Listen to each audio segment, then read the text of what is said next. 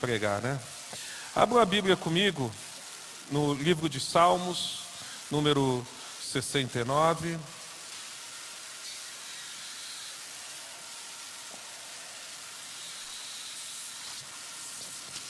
Enquanto você abre aqui, eu vou falar do nosso seminário. Nosso seminário é um seminário que possui 85 anos, um pouquinho mais.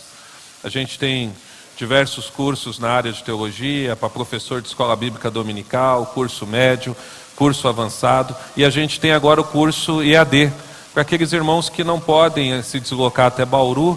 A gente trabalha com o curso EAD e vai ser um prazer recebê-los, caso vocês desejem estudar conosco, bem como fazer o concílio do pastor André, né?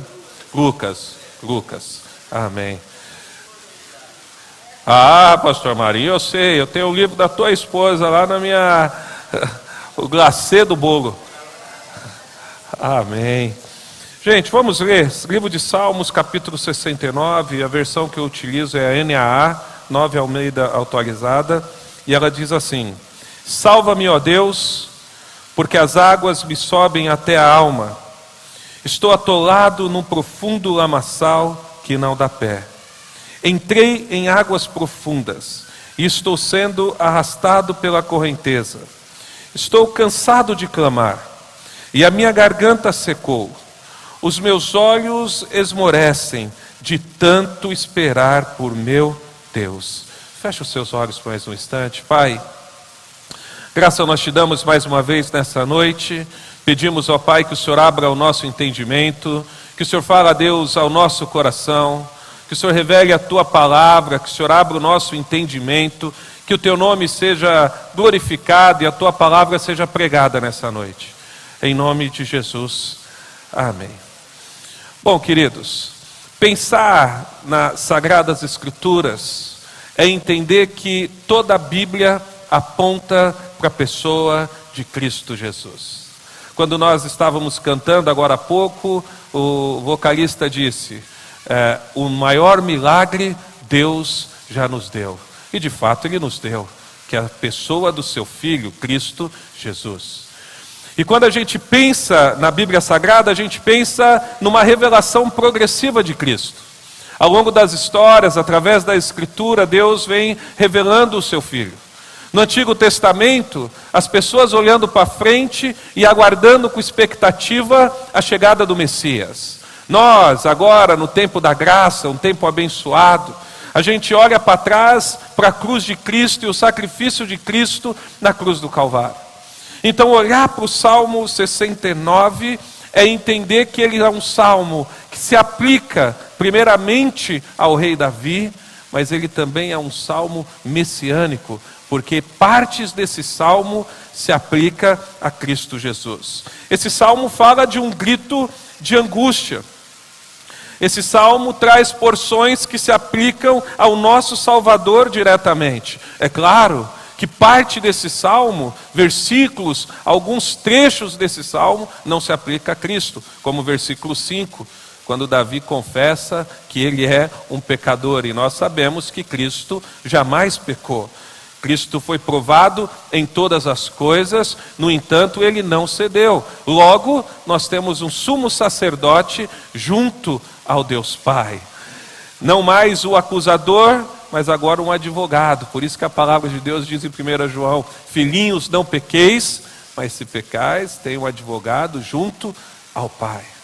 Então, olhar para o Salmo 69 é entender que esse salmo ele foi escrito no momento de muita angústia. É um salmo que foi escrito no momento de dor. É um salmo que apresenta sofrimento. É um salmo que traz súplicas por socorro, primeiramente pela parte do rei Davi, mas também vou mostrar para vocês que se aplica a Cristo Jesus. Ele é um salmo que a gente vai ver várias aplicações dele no Novo Testamento. E o salmo começa exatamente no versículo 1 dizendo: salva-me, ó Deus, porque as águas me sobem até a alma. E eu vou falar que minha mente é um pouco fértil. Eu fico pensando o que seria as águas subirem até a alma.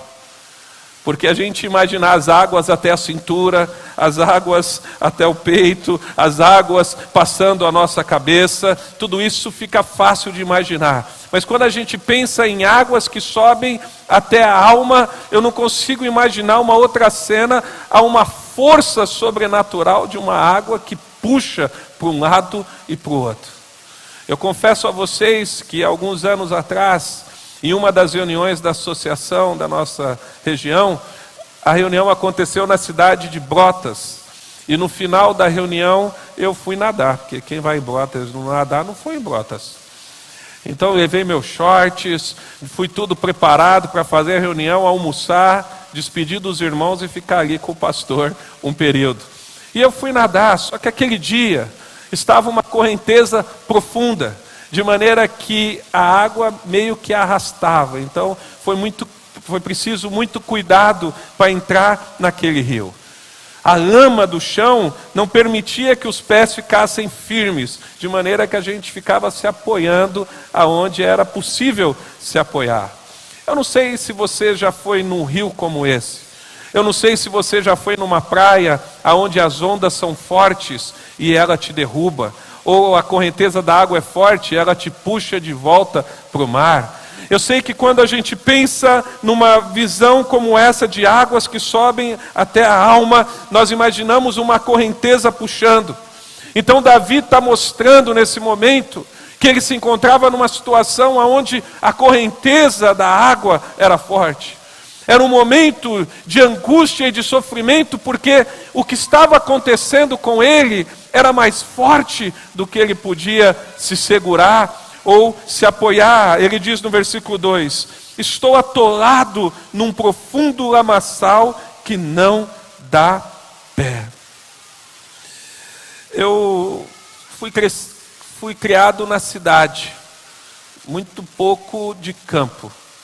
Então eu aprendi a nadar em piscina e não em rio. Então quando eu vou em lugar assim eu tenho medo. Mas a Bíblia diz que Davi estava nessa situação de sofrimento. E quando nós estamos sofrendo, a gente busca ajuda do nosso Senhor.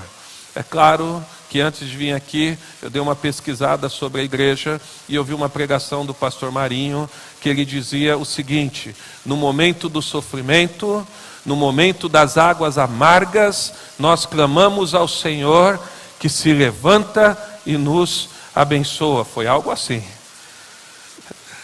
Davi, nesse momento de socorro, ele clama justamente a esse Deus. Ele demonstra que no momento da angústia, a sua confiança precisa estar depositada no Senhor.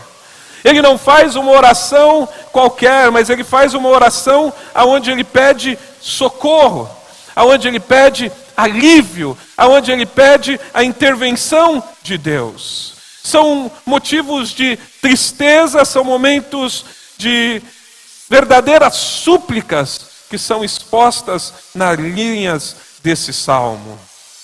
Ele diz: eu estou sendo arrastado pela correnteza. Eu estou sendo acometido por algo que está me incomodando profundamente. Eu estou sendo atacado e eu estou sendo oprimido. Por isso o salmista está pedindo socorro a Deus. Por isso ele está buscando ajuda, resgate, defesa, para que ele viesse ser trazido para um lugar seguro. Quando nós nos encontramos em situações que a gente se sente afligido, abatido, quando nós passamos por momentos na nossa vida que a gente não compreende aquilo que está acontecendo, quando Deus faz algo na nossa vida que a gente não é capaz de assimilar, humanamente falando, o momento da provação, o momento da luta, o momento que a gente está vivendo, não nos resta nada a não ser pedir para que Deus nos traga por um lugar seguro. E o salmista, ele está fazendo isso. E de cara nós tiramos uma grande lição aqui. É que diante de qualquer situação, nós precisamos permanecer firmes naquilo que nós estamos alicerçados. E um crente apaixonado pelo Evangelho e pela causa de Cristo, Ele não está aliançado em situações ou alicerçado em situações que são passageiras. Essas situações, elas nos trazem momentos de alegria, mas não a verdadeira alegria. O nosso prazer, ele se encontra muito mais nas coisas eternas do que nas coisas que essa vida pode nos proporcionar. É evidente que uma vez que eu estou sendo abençoado por Deus, Deus é mais glorificado em nós quando nós estamos satisfeitos nele, diz Piper. A gente realmente fica feliz quando Deus nos abençoa, mas não são as coisas dessa vida que vai nos trazer a plena paz, a verdadeira plenitude. E a gente olha e a gente tira uma lição que nos momentos de luta, de angústia, nos momentos de dificuldade, nos momentos de prova, como dizem alguns, nos momentos de aflições, nós verdadeiramente devemos nos contentar com a suficiência que existe em Cristo Jesus. Mateus 7:24 diz: todo aquele, pois, que ouve estas minhas palavras e as põe em prática, será comparado a um homem prudente que edificou a sua casa sobre a rocha. A vida cristã, ela vai muito além do que apenas um momento num culto de domingo. E como é bom esses momentos de culto de domingo. Mas a gente não pode fazer uma dicotomia, a gente não pode fazer uma separação daqui lá fora. A verdade é que lá fora, amanhã, é uma extensão do que a gente vive aqui. E o verdadeiro cristão, ele entende, como os puritanos entendiam, que o chão do emprego que ele se encontra na segunda-feira é uma continuação do chão da igreja que ele faz parte. Logo, nós como cristãos precisamos compreender que nossa vida precisa estar de acordo com o homem prudente que edificou a casa sobre uma rocha verdadeira, sobre Cristo, sobre o verdadeiro evangelho, sobre as boas novas do evangelho, sobre a suficiência daquele que nos resgatou, sobre a verdade que tirou as escamas dos nossos olhos, sobre a verdade que rompeu a surdez do nosso coração, como diz Agostinho: tua voz, tu gritastes, e a tua voz rompestes a surdez do meu coração. Porque é assim que nós nos encontrávamos, perdidos, surdos, dependentes da nossa paixão, seguindo os desejos da nossa vida, os desejos da nossa mente, os desejos que frutificavam. E quando eu estou no louvor, eu gosto de prestar atenção naquilo que aqueles que estão cantando falam, né? E o rapaz estava cantando aqui, eu não sei qual o nome dele, ele disse que a gente às vezes faz coisas, ou tem vontade de fazer coisas que são contrárias àquilo que a gente diz crer. E é evidente, porque nós temos inclinações pecaminosas, que ainda não foram tiradas. Mas Deus nos deu novas inclinações.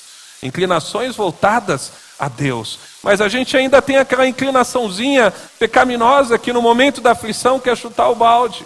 A gente ainda tem aqueles desejos pecaminosos de pecar no momento que as coisas não dão certo. Davi nos mostra que nesses momentos nós devemos clamar. Porque a angústia, irmãos, alcançam níveis críticos muitas vezes na nossa vida, como alcançou a vida de Davi. Angústias alcançam níveis fortes. E não é porque nós somos cristãos que a gente não pode passar isso. E a angústia, ela causa desgaste, a angústia, ela causa dor, e por isso a gente precisa estar atentos a quem nós estamos recorrendo. O que estava acontecendo aqui, para me contextualizar, para que vocês entendam, é que Davi estava sendo atacado de forma injusta. Davi estava sofrendo perseguição por causa injusta. Lá no versículo 9 a gente vai ver que é pelo zelo que ele tem na casa do Senhor, que é pela fé que ele tinha em Deus. Davi estava sendo perseguido e nessa perseguição ele se via em tremendo lamaçal. Um lamaçal que impedia de ficar de pé. Eu não sei se você já nadou contra a correnteza, mas eu posso te dizer que nadar contra a correnteza causa cansaço. Os braços cansam, o corpo cansa, o físico perde o fôlego. Nadar contra a correnteza não é fácil. Por isso que nesses momentos, aonde Davi se encontrava como quem está sendo submergido pela correnteza, por isso que nesses momentos, quando nós nos encontramos nessa mesma situação, nós devemos recorrer ao nosso Deus, porque sozinho nós não somos capazes de permanecer. Tira os olhos de Davi agora, olha para Cristo. Cristo passa por uma situação de socorro. Embora ele era 100% Deus, e a gente vê ele sendo Deus quando ele para a tempestade, a gente vê ele sendo Deus quando ele anda sobre as águas, a gente vê ele sendo Deus quando ele ressuscita o morto, a gente vê ele sendo Deus quando ele diz para os judeus, eu sou, usando o nome que o Pai usa no deserto. A gente vê ele sendo Deus quando ele alimenta uma multidão no deserto com 5 mil homens, com 5 pãezinhos e 2 peixes, mostrando o mesmo poder que o Pai exerceu em alimentar a nação de Israel no deserto.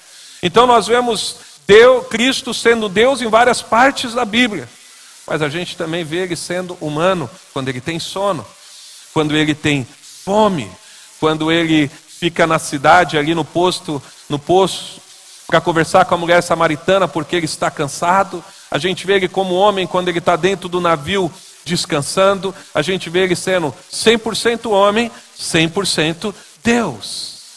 Mas quando Cristo, depois de fazer milagres, depois de operar soberanamente, depois de ser perseguido pela nação de Israel que queria estar perto do Senhor, depois de ser recebido na cidade ao som de Hosana, a gente vê Cristo sendo traído, sofrendo mau testemunho, sendo cuspido, sendo agredido, sofrendo todo tipo de humilhação. Mas antes dele passar por tudo isso, a gente vê ele reunindo 3 discípulos e se dirigindo ao Getsêmani. E quando ele chega no Getsêmani, ele ora e fala, Pai, se possível, passa-se esse cálice de mim. Se isso não é um pedido de socorro, eu não sei o que é o pedido de socorro. Embora Cristo estava totalmente disponível a cumprir o propósito de Deus, ele sabia o que iria custar cumprir o propósito de Deus. Porque ao contrário do que alguns pensam, que o medo de Cristo era enfrentar a morte, eu não penso dessa maneira e não consigo enxergar contexto bíblico dessa forma. Porque Cristo ele não ia enfrentar apenas a morte ali, e é por isso que ele pede socorro.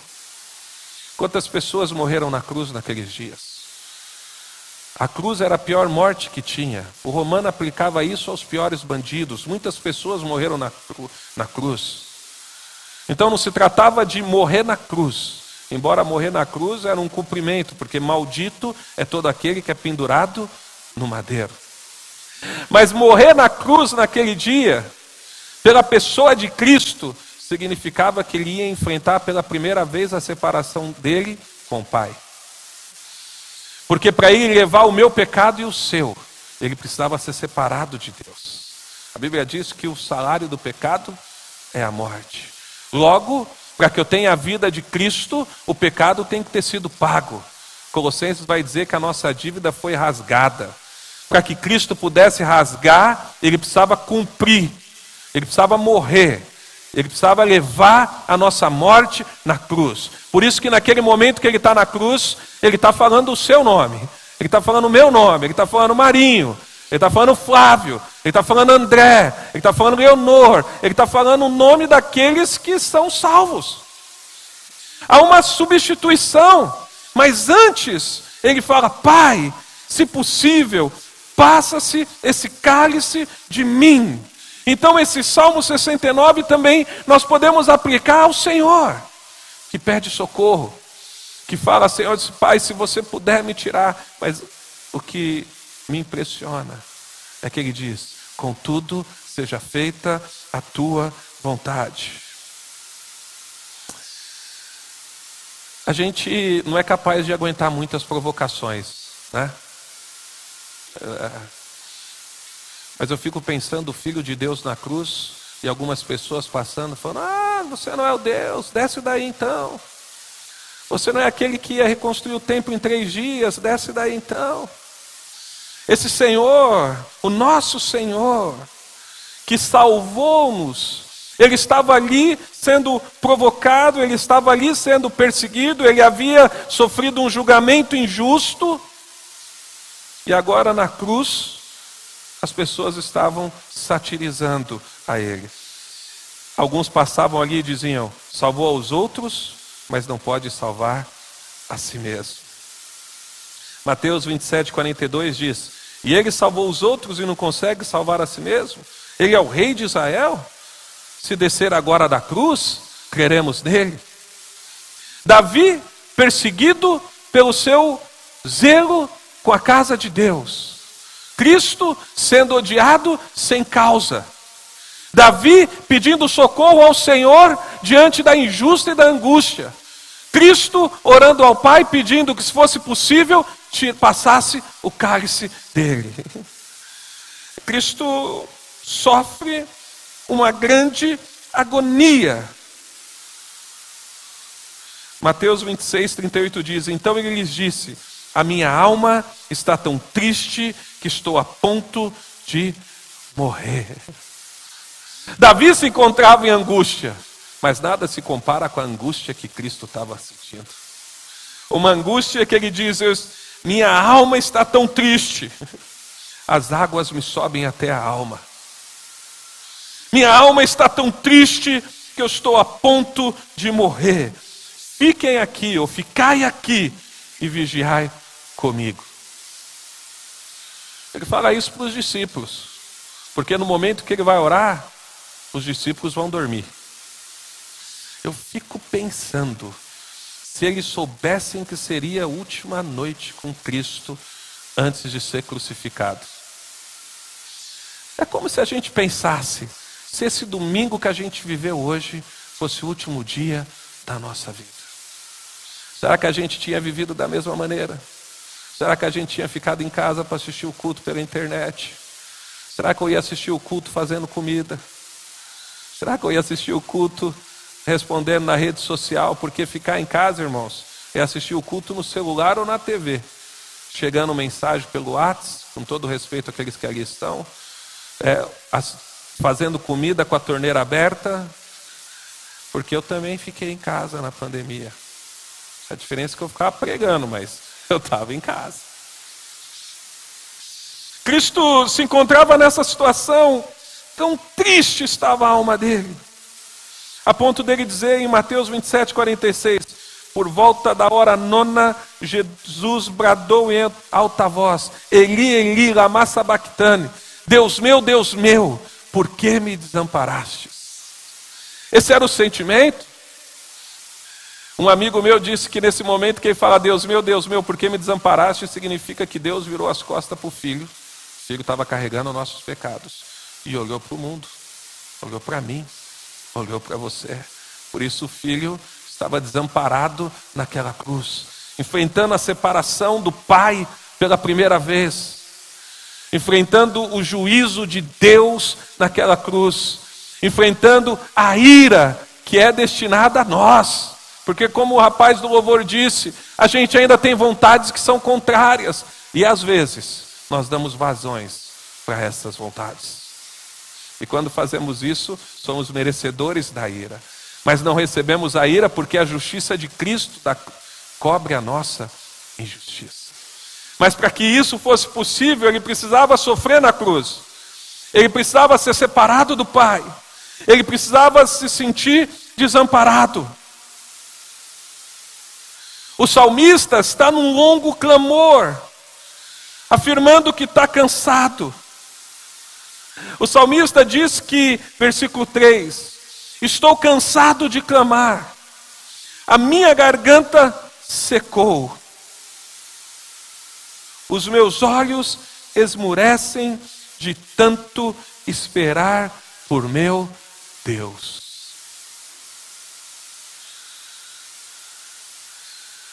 Garganta seca de tanto orar.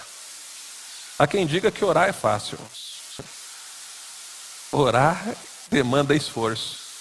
A gente sua, a gente fica cansado, a gente fica com sede, a gente fica desgastado. O salmista está falando: olha, a minha garganta secou. Eu tenho necessidade de água, ele diz. A minha garganta está seca de tanto orar. É como se ele estivesse dizendo: eu orei tanto, parece que Deus não faz nada. É como se ele estivesse dizendo que estava sem esperança diante de uma resposta imediata que não vinha. Porque nós somos imediatistas. A gente gosta de coisa rápida. Quem já pôs comida no micro-ondas para esquentar, irmão? É o minuto que mais demora. A gente sempre desliga faltando 5 segundos. Porque demora. E às vezes a gente ora e a resposta não vem como a gente quer naquela hora. A resposta não vem no momento. O salmista estava ali sofrendo, a resposta de Deus não vem. Ele diz: minha garganta está seca. Esperava talvez uma resposta imediata. Ele fala: eu estou cansado, os meus olhos estão esmurecendo. Eu estou cansado de tanto esperar por meu Deus. A gente olha para a cruz e a gente vê que o Salvador, depois de pedir para o Senhor, se possível passar o cálice, antes dele declarar que está consumado, ele diz: tenho sede. Se ao invés dele receber a água, oferecem vinagre para o nosso Salvador. Ele também se encontra com sede. Ele também se encontra com a garganta seca. Ele também se encontra ali no momento onde Deus parece que o desamparou. Mas ao pedir água, recebe vinagre. Mas podemos olhar para nossas vidas também. Na ânsia de esperar uma resposta rápida, muitas vezes a gente passa o carro na frente dos bois. A gente dá os passos que não precisamos dar. Nós tomamos as atitudes que não deveríamos tomar.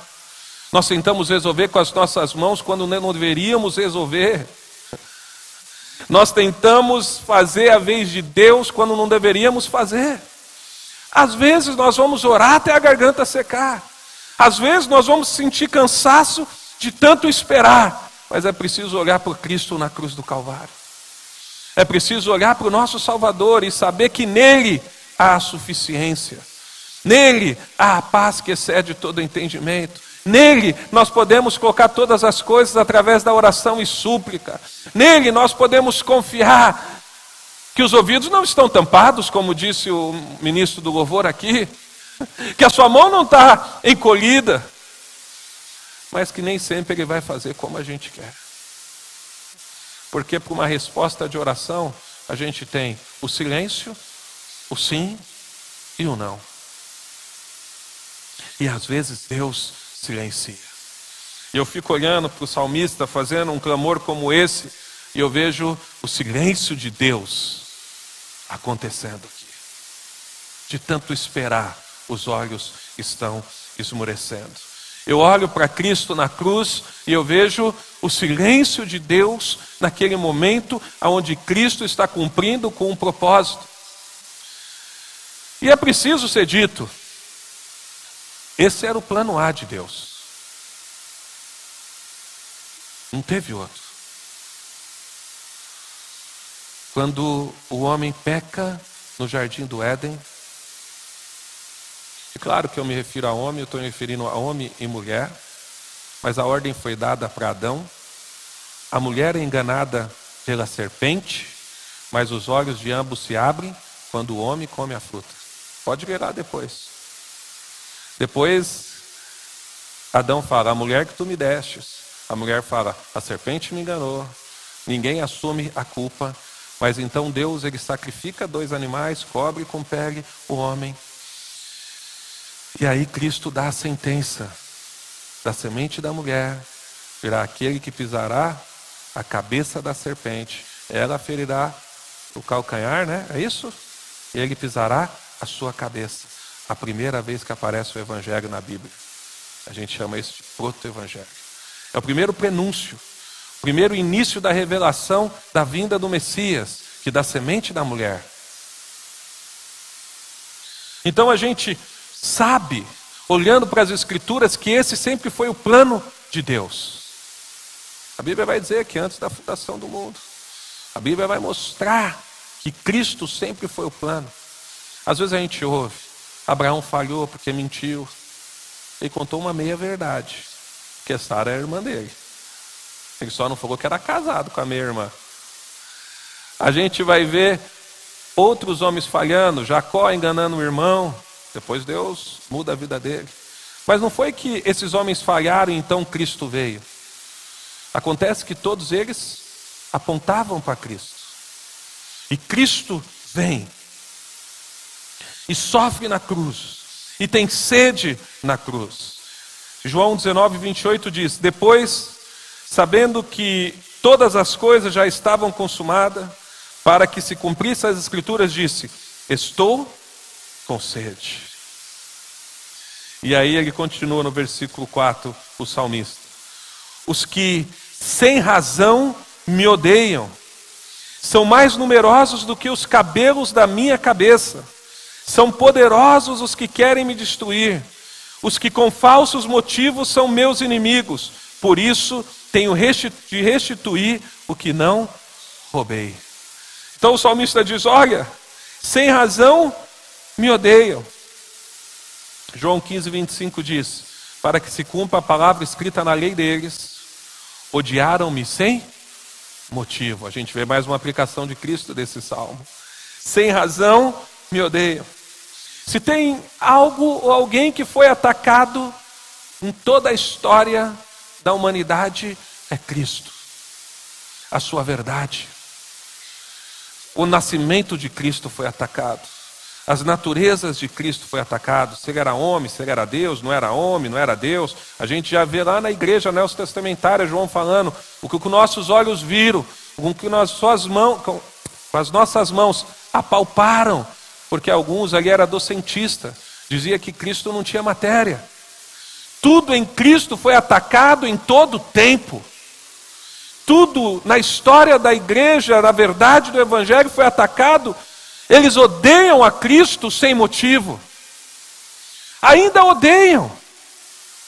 A igreja é odiada. Não é difícil a gente encontrar na internet, num Twitter.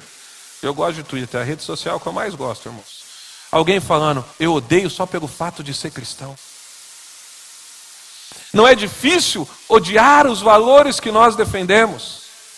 O mundo está aí para odiar os princípios bíblicos. Não amar o nosso Salvador. Também tampouco vão nos amar. Vão nos aceitar. De vez em quando vão se simpatizar com o nosso amor. De vez em quando vão aceitar a destra da comunhão.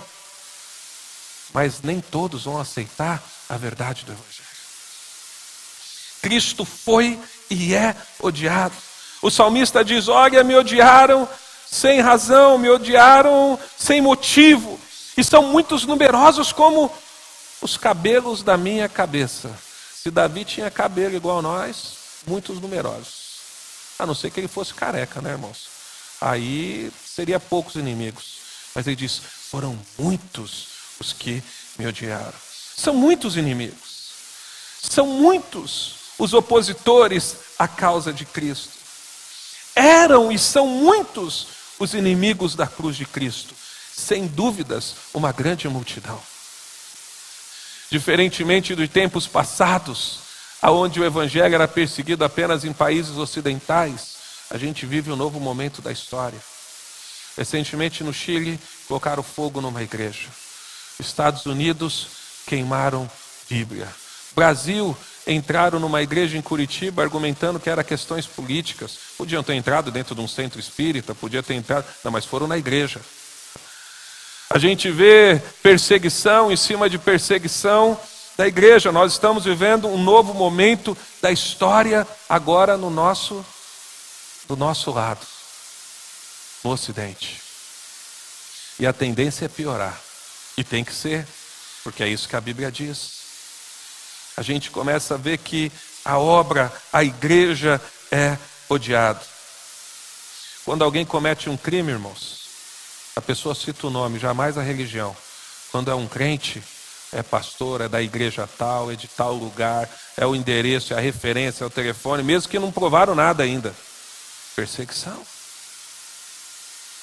Ódio contra o evangelho, ódio contra a causa de Cristo, ódio contra os valores que nós defendemos, ódio porque você tão somente é uma família tradicional, ódio porque você é casado com uma mulher e possui filhos, porque você é tradicional, você é odiado por alguns,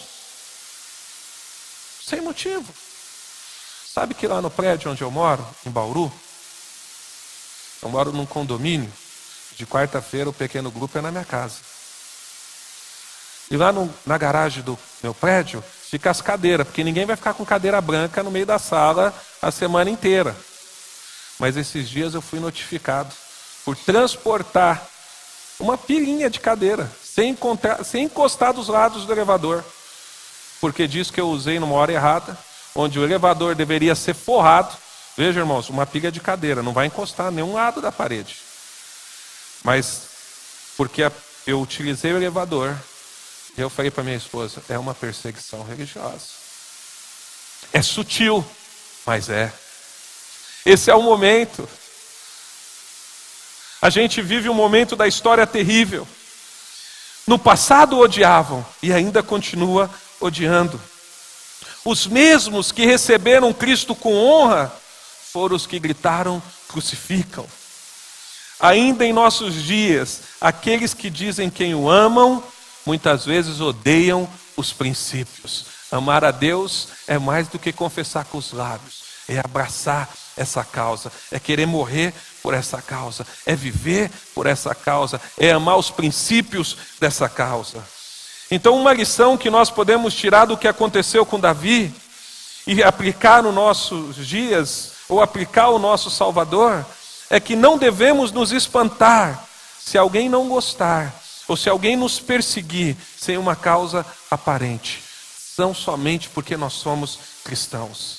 Se perseguiram o nosso Salvador, vão nos perseguir. Se perseguiram a Cristo que fez apenas coisas boas, talvez vão perseguir você no trabalho porque você declara a sua fé. Vão perseguir você na escola porque você é diferente da cultura do momento. Vão te perseguir por várias outras razões. E o salmista diz, estou tendo que restituir aquilo que eu não roubei. Cristo também pagou por um crime que ele não fez.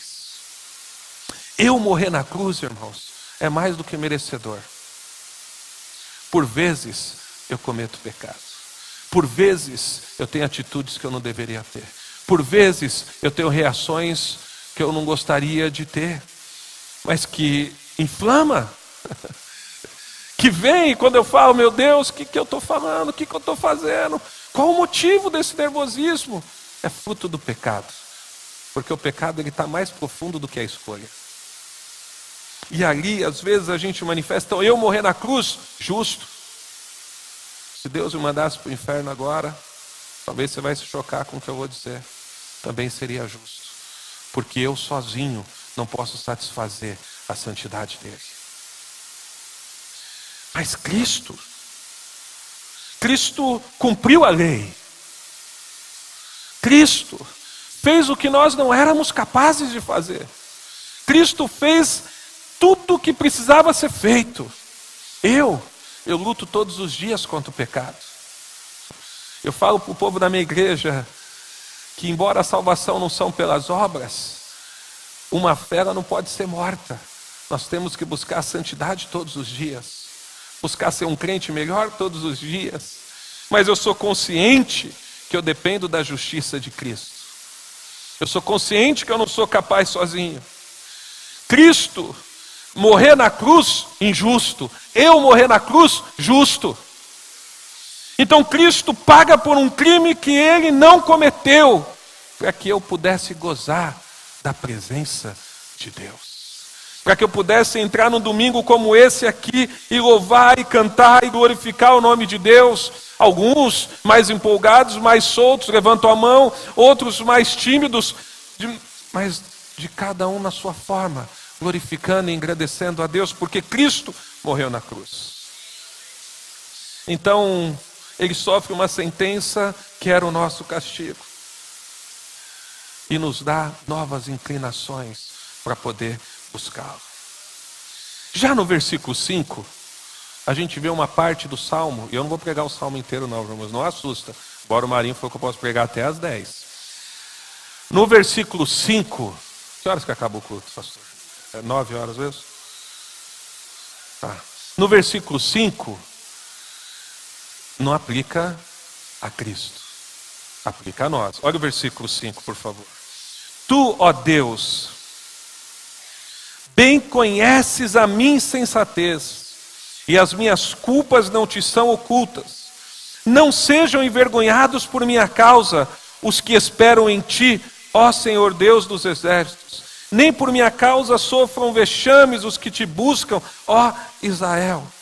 Então essa parte do Salmo não se aplica a Cristo, porque aqui é o salmista reconhecendo os seus pecados. Aqui é o salmista reconhecendo os seus erros. Aqui é o salmista confessando as suas falhas. Exatamente como nós temos que fazer para que sejamos salvos. Precisamos confessar as nossas fraquezas.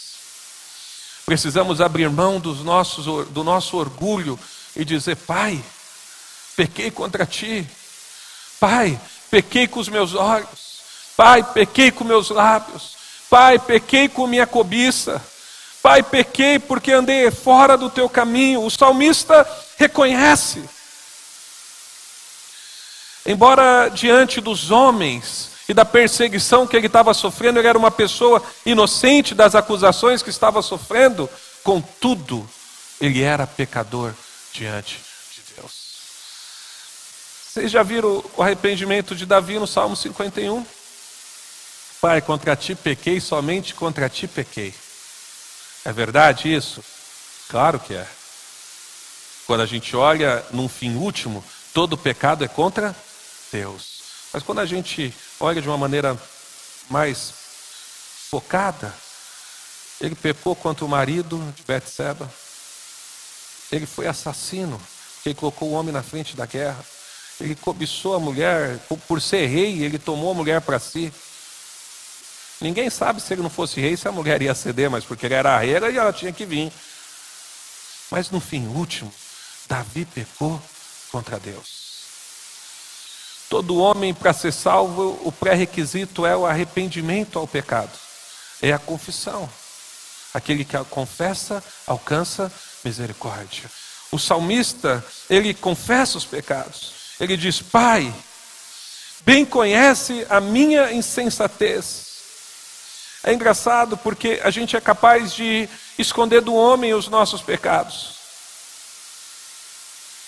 A gente é capaz de aprender, irmãos, ser bom crente na igreja. Falar o crentez, vestir o crentez. Só que tem alguém que a gente não esconde o nosso pecado, que é Deus. E o salmista, ele confessa. Ele confessa mesmo debaixo de acusações injustas. Ele reconhece o seu pecado. Ele reconhece a sua culpa. Ele reconhece a culpa pelos erros. E ele sabia que Deus conhecia os equívocos que ele cometia. Não aquela que ele estava sendo acusado, mas que ele era pecador. Uma vez eu fui reclamar com um pastor, irmãos, que eu estava sofrendo injustiça na igreja. Geralmente quando a gente é jovem, a gente quer ser mais do que a gente é. Então eu entendia que eu estava sendo obreiro já fazia muito tempo. Estava na hora de mudar de cargo. E eu fui falar com o pastor, que eu me sentia desprestigiado. Quem nunca fez isso, irmãos? Que atira a primeira pedra. Mas ele me falou: se Deus quer que assim seja, quem é você para questionar? E porque a gente muitas vezes, a gente é acusado injustamente, passa por situações injustas, mas no fim último, todos nós carecemos da glória de Deus. Todos nós somos pecadores. Todos nós sabemos que, embora possamos esconder dos nossos amigos, talvez do nosso cônjuge, dos nossos filhos, nós não somos capazes de esconder do Deus que tudo sabe, do onisciente, onipresente, aquele que está na sala da nossa casa quando a gente está sozinho à noite, aquele que está do lado do nosso computador quando a gente está no escritório, aquele que está do nosso lado quando nós estamos no celular, seja onde for. Ele a gente não consegue esconder, e o salmista sabia disso, Davi sabia disso, por isso Davi confessa. E aí uma outra lição que eu tiro desse salmo é que nós precisamos reconhecer as nossas fragilidades diante de Deus, nós precisamos confessar os nossos pecados diante de Deus, nós precisamos ter a nossa mente voltada a Deus, porque Ele conhece todas as coisas, e o nosso coração precisa estar quebrantado. Se você quer viver um avivamento, querido, o primeiro passo é confissão de pecados. Se você quer viver um avivamento, é você tratar o pecado com seriedade. Pecado tem que ser encarado de frente. Dificuldade precisa ser confessado. Se nós não somos capazes de vencer sozinho, então aqui tem 4 pastores para te ajudar. Tem pessoas para te acompanhar. Tem pessoas para contribuir para que você vença. E acima de tudo, a gente tem o Espírito Santo que nos convence da justiça, do pecado e do juízo. Daquele que vai fazer-nos lembrar daquilo que o Senhor nos ensinou nas Sagradas Escrituras. O salmista, sabendo disso, ele confessa o pecado diante de Deus. Diferentemente do nosso Cristo. Nosso Cristo não cometeu pecado. 2 Coríntios 5:21 diz: aquele que não conheceu o pecado, se fez pecado por nós, para que nele fôssemos feito justiça de Deus.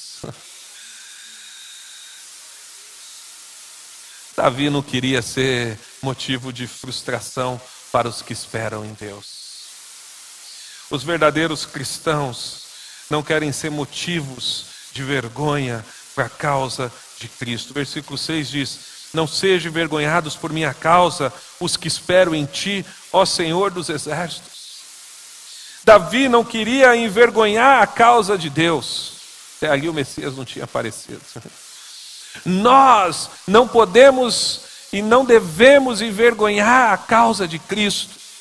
Por isso precisamos estar firmados nessa palavra. Por isso precisamos estar preocupados com os nossos procedimentos, com a nossa conduta. Por isso precisamos estar preocupados em não tropeçar naquilo que a palavra de Deus condena. Meu maior medo é pregar algo como um porteiro de parque. Quem já foi no parque aí? De vez em quando tem parque lá no Boulevard, se você quiser ir, ali em Bauru. A pessoa que mais sofre para mim no parque é o porteiro.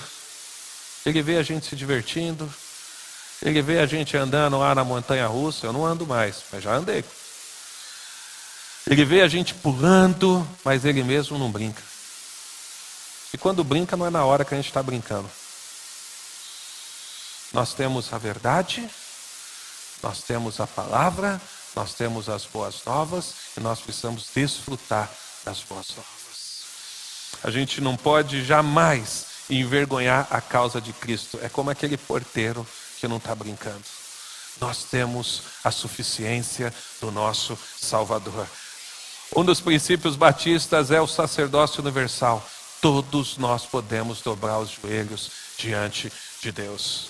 1 Pedro 2, de 6 a 8 diz: por isso a Escritura diz: põe em Sião uma pedra angular, eleita e preciosa. Quem nela crer não será desapontado.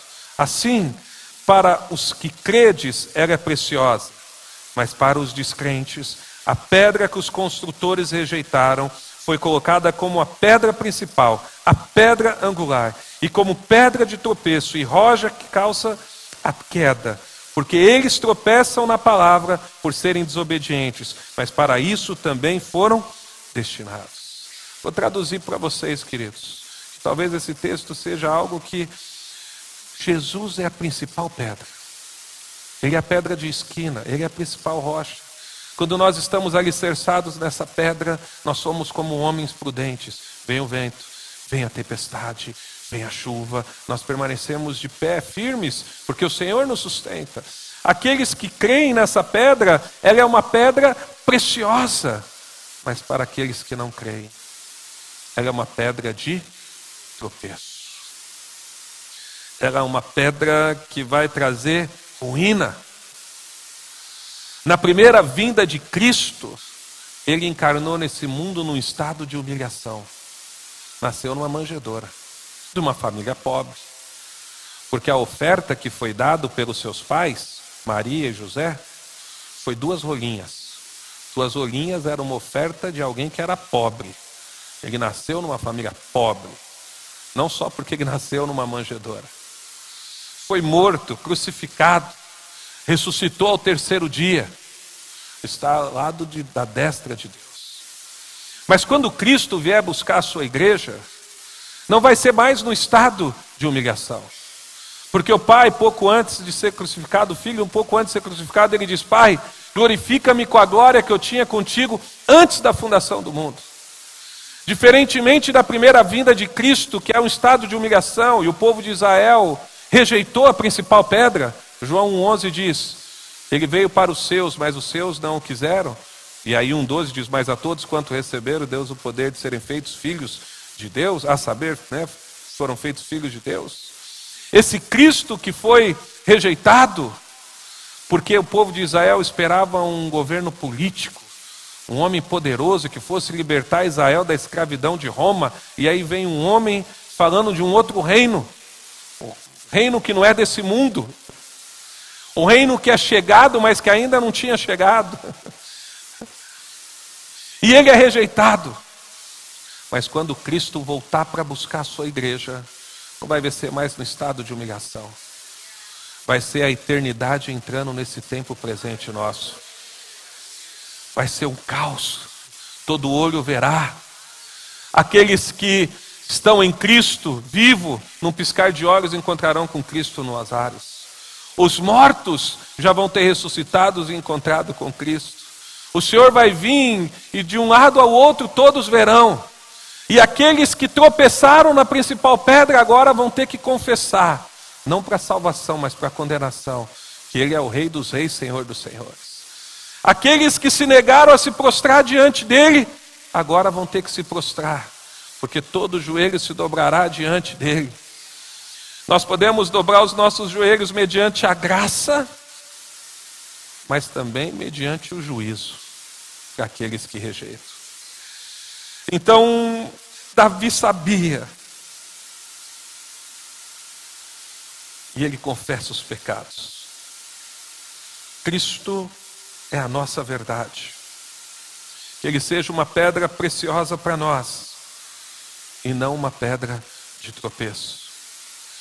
Os motivos da perseguição de Davi, olha o versículo 9, irmãos. Eu vou ler o 5, mas vai poder adiantar aqui um pouquinho, do 5 ao 10, tá? Tu, ó Deus, bem conheces a minha insensatez. Ele está confessando. As minhas culpas não te são ocultas. Não sejam envergonhados por minha causa os que esperam em ti, ó Senhor Deus dos exércitos. Nem por minha causa sofram vexame os que te buscam, ó Deus de Israel. Pois tenho suportado, ó Davi falando, afrontas por amor de ti. E o meu rosto se cobre de vergonha. Tornei-me um estranho para os meus irmãos e um desconhecido para os filhos da minha mãe. Versículo 9. Pois o zelo da tua casa me consumiu e as ofensas dos que te insultam caiam sobre mim. Versículo 10. Chorei, jejuei, mas até isso se tornou motivo de deboche para mim.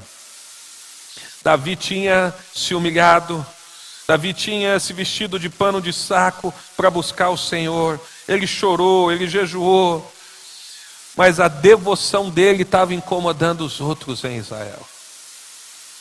Não se engane, irmãos, a sua devoção incomoda aqueles que não amam o Senhor.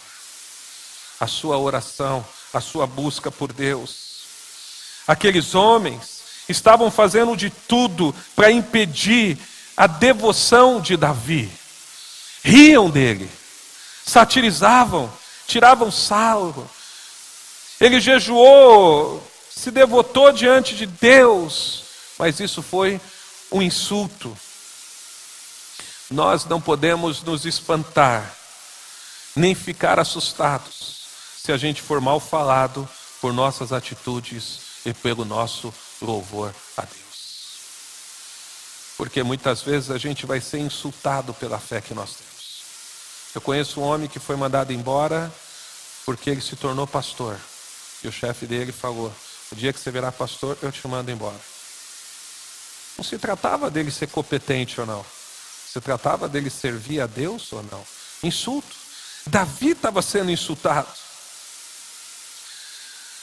Por se humilhar e glorificar a Deus, ele enfrentou a fúria de muitos. O zelo dele fez com que ele enfrentasse a fúria. Mas e o nosso Deus? E o nosso Cristo? E o nosso Senhor? Não foi reconhecido nem por ele ser o Messias. Não foi reconhecido por operar sinais que somente o Messias podia curar. Um surdo de nascença, somente o Messias. Não foi reconhecido por ressuscitar um homem no 4º dia. O povo de Israel até o 3º dia podia acontecer, mas Cristo ressuscita no 4º. Para mostrar que ele era verdadeiramente o Messias. E se você ler os evangelhos, você vai ver que é aí que pegaram pedra e resolveram matar a Jesus. O nosso Cristo foi rejeitado. Nem os próprios irmãos dele criam nele. Porque Jesus teve meios irmãos. Maria não continuou virgem, ela teve filhos depois de Jesus. Olha, João 7, versículo 5 diz assim: pois nem os seus irmãos criam nele. Mas o Messias também não foi reconhecido pelo povo de Israel. O povo que esperava. Versículo 11 do capítulo 1 de João: ele veio para que era o seu, mas os seus não o receberam. O Messias, o verdadeiro Cristo, o Salvador, foi abandonado por seus discípulos. Primeiro Pedro tem um ato de ousadia e coragem, corta a orelha de Malco, soldado Malco, mas em seguida ele nega Cristo por uma serva. Os discípulos correram, foram espalhados, todos ficaram desanimados porque acharam que tudo havia acabado. Andando com Cristo 3 anos, vendo Cristo andar sobre o mar, vendo Cristo parar a tempestade, vendo Cristo multiplicar o pão, vendo Cristo operar sinais. Contudo, quando Cristo é pego, todos eles saem correndo. Ele é abandonado. Os que estavam com ele nos últimos 3 anos o deixaram para trás. Por nós, ele assumiu esse estado de humilhação, de não ser reconhecido. Por nós, Cristo deixa o seu estado de glória. A Bíblia diz que Deus se esvaziou de si mesmo.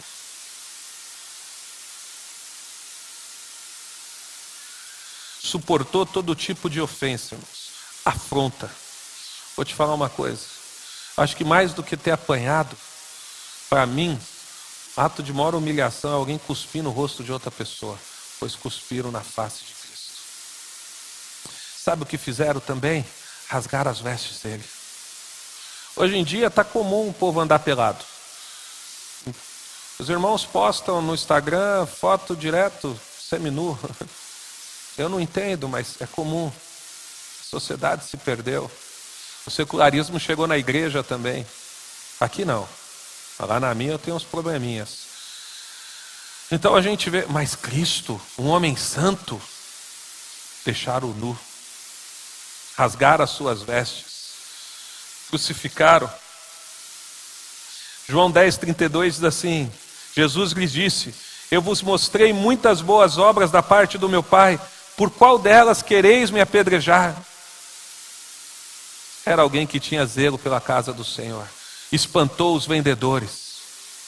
Espantou aqueles que estavam ali fazendo um comércio injusto, tendo lucros absurdos. Uma vez perguntaram para Lutero, irmãos. Chegaram para Lutero e falaram: o que eu faço para ser um crente melhor? Já pensei muito nessa pergunta. Aí Lutero falou: o que você faz? Aí ele falou: sou sapateiro. Aí Lutero fala: faça o melhor sapato e venda por um preço justo. Lá no templo, estava tendo um comércio injusto. Cristo expulsa eles do templo. Cristo estava zelando pela casa do Pai. Davi estava zelando pela casa e pela causa de Deus. Mas todo tipo de pessoa zombava de Davi, e todo tipo de pessoa zombava de Cristo. Sobre a cabeça de Cristo estava escrito Rei dos Judeus. Quer zombaria maior que essa? Quer zombaria crucificar e colocar uma placa como se ele fosse rei? Quer zombaria do que pôr uma coroa de espinho? Quer mais zombaria do que bater na sua cabeça com um cetro? Quer zombaria maior do que tirar sarro daquilo que ele fez? Nosso Cristo sofreu zombaria. Olha o versículo 12, e aí eu caminho por fim, irmãos. Os que se assentam junto ao portão da cidade falam de mim, e sou motivo para cantigas de bêbados. Os bêbados da cidade estavam falando de Davi. A escória da cidade estava falando de Davi. Nesse momento que a gente está aqui, muitos estão falando contra Cristo. Bêbados estão falando contra Cristo. Pessoas que são dignas de misericórdia e do nosso amor estão falando contra Cristo. Por causa de quem Ele é e dos princípios que Ele defende. Eu quero terminar com 2 textos, irmãos. Primeiro com Romanos 15, 3, que diz assim: porque também Cristo não agradou a si mesmo, mas como está escrito, as ofensas dos que te ofendiam caíram sobre mim.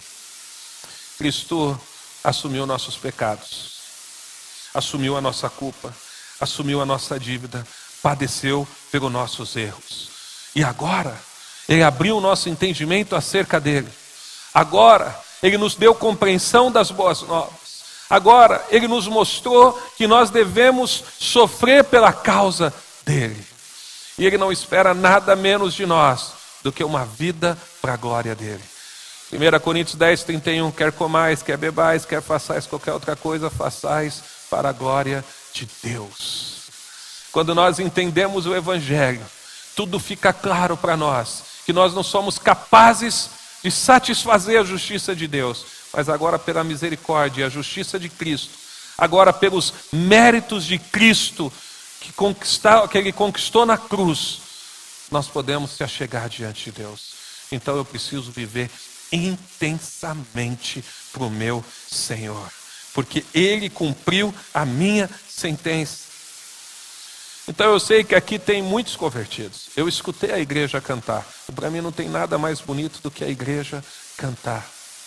Mas se porventura você está aqui e você ainda não se entregou totalmente a Cristo, o que você está esperando? Ele já demonstrou o amor dele. E sabe, o sofrimento que muitas vezes você passa é porque Ele está te conformando à imagem do Filho. Ser conformado dói.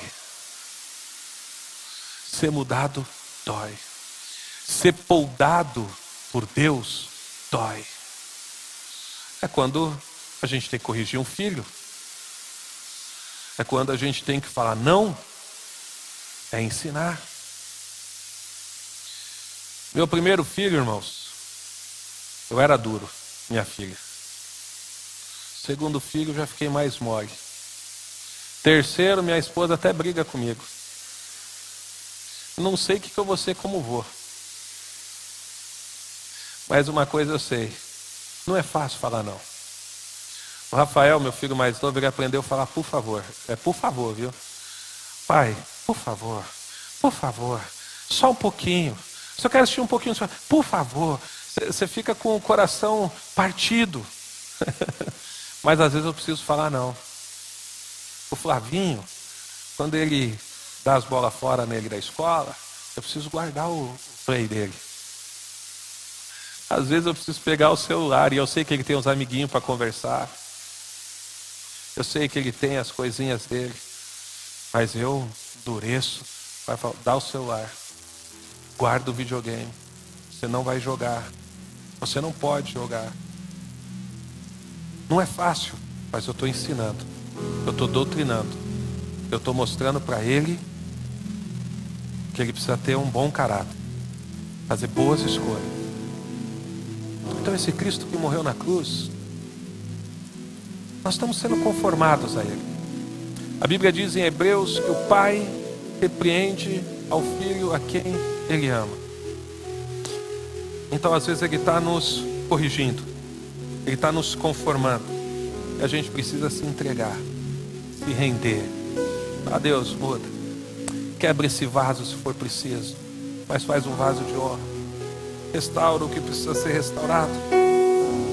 1 João 3,2 diz: amados, somos filhos de Deus, e ainda não se manifestou o que havemos de ser. Mas sabemos que quando ele se manifestar, seremos semelhantes a ele, pois o veremos como ele o é. Hoje, irmãos, a gente conhece em parte, mas nós vamos conhecer como nós também somos conhecidos. Feche os seus olhos. A Bíblia diz que quem tem Cristo tem tudo. Quem tem o Senhor tem tudo. Ele é suficiente. Glória ao Senhor nesse momento. Fala para ele: Deus, talvez eu tenha corrido atrás do vento, Pai. Talvez, Deus, no momento da angústia e do sofrimento, eu tenha olhado com os olhos naturais. Mas nessa noite, Deus, eu quero olhar com os olhos da fé, Pai. Eu quero olhar para o autor e consumador da minha fé. Aquele que me resgatou quando eu estava morto nos meus próprios delitos. Aquele que tirou o meu coração que estava endurecido, um coração de pedra, e me deu um coração de carne. Que me convenceu do meu pecado e que me levou a confessar com os meus lábios que Ele é o Salvador, crendo de todo o meu coração. Por isso nessa noite, Pai, eu oro a Ti. Obrigado, Senhor, por Tua mensagem. Obrigado por Teu Evangelho. Obrigado por Tuas boas novas. Obrigado porque em Ti eu posso descansar.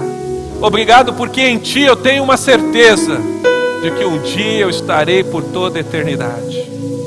Tu sofrestes, Tu padecestes, Tu levastes a ira que era direcionada a mim, Tu morrestes a minha morte, para que eu pudesse ter a sua vida.